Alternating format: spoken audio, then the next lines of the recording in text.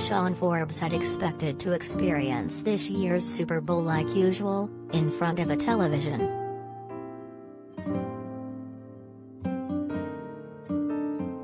Then the deaf Detroit rapper got the electrifying phone call that promised a career milestone. The NFL wanted him for its upcoming Super Bowl 56 halftime show, performing alongside Dr. Dre, Eminem, Snoop Dogg, Kendrick Lamar and Mary J. Blige in the 56-year-old game's first ever hip-hop extravaganza.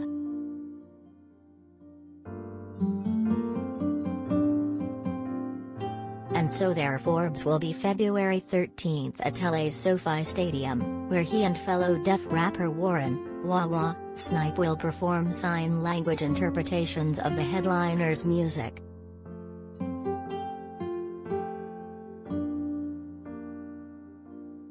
It's the first time the NFL has incorporated sign language performances as part of the halftime program.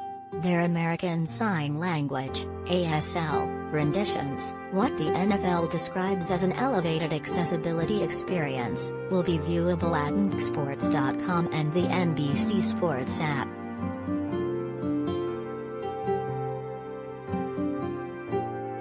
Is Eminem a shoo-in for the Rock and Roll Hall of Fame this year? History suggests yes.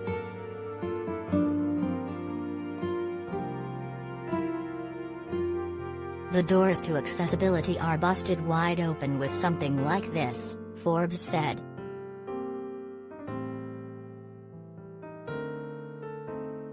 He can't disclose much about the closely guarded halftime set, but he does know he'll be accompanying the appearances of Eminem and Snoop.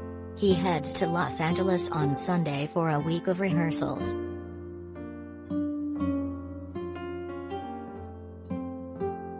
On stage, Forbes and Wawa aren't mere ASL interpreters. They're full-on performers, spirited and expressive, lending the music their own creative flourishes and artistry.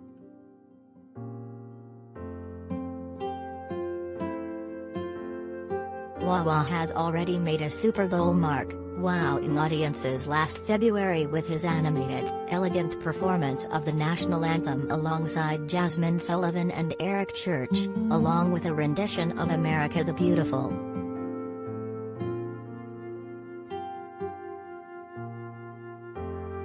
For Forbes, who turns 40 Saturday, there's some poetic symmetry in joining Eminem at the Super Bowl. He has a long connection to the Detroit hip-hop star, a link that began with his father, who was close to some of the folks inside Em's business and studio circles. Forbes was a regular at Ferndale's 54 Sound Studio, where Eminem cut much of his early work.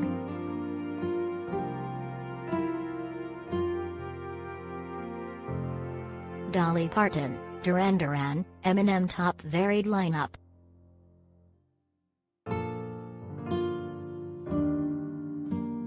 So this is very much a full circle moment, being from Detroit, being part of the Eminem camp, or even going back to being 12 and listening to NWA, Dre and Snoop on my Walkman, Forbes said.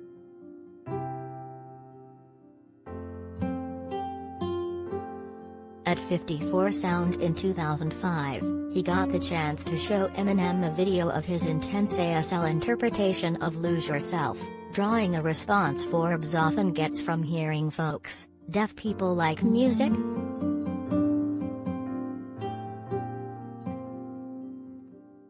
They do indeed, as Forbes has learned to explain, feeling the rhythm through bass vibrations and drawn to the lyricism of the words.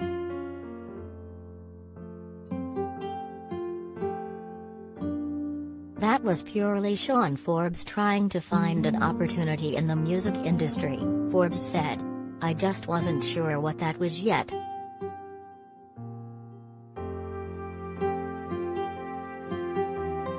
He went on to help launch the Deaf Performing Arts Network, DPAN, which made a specialty out of ASL interpretations of pop music hits and eventually made its way into news and information programming for the deaf.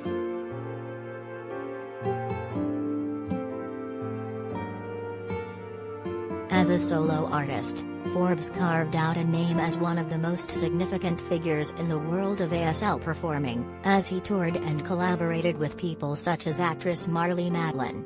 His 2020 album Little Victories topped the Amazon sales charts the week of release.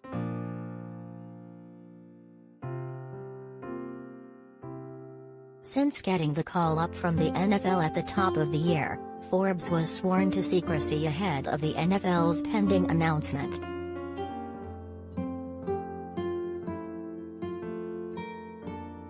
Adele confirms Brit Awards performance, her first since postponing entire Vegas residency.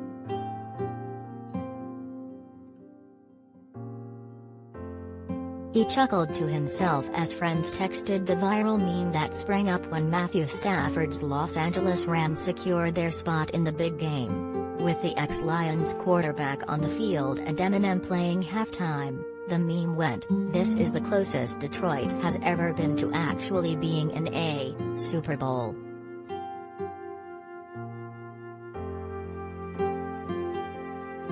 Forbes knew there was one more Detroiter who'd be in the mix.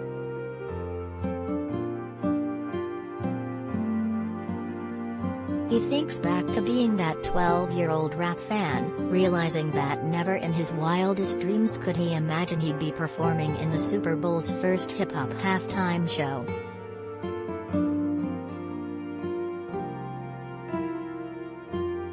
"My goal is to get out there, show what we can do, and have fun," Forbes said. "And I want to open the door for other deaf performers."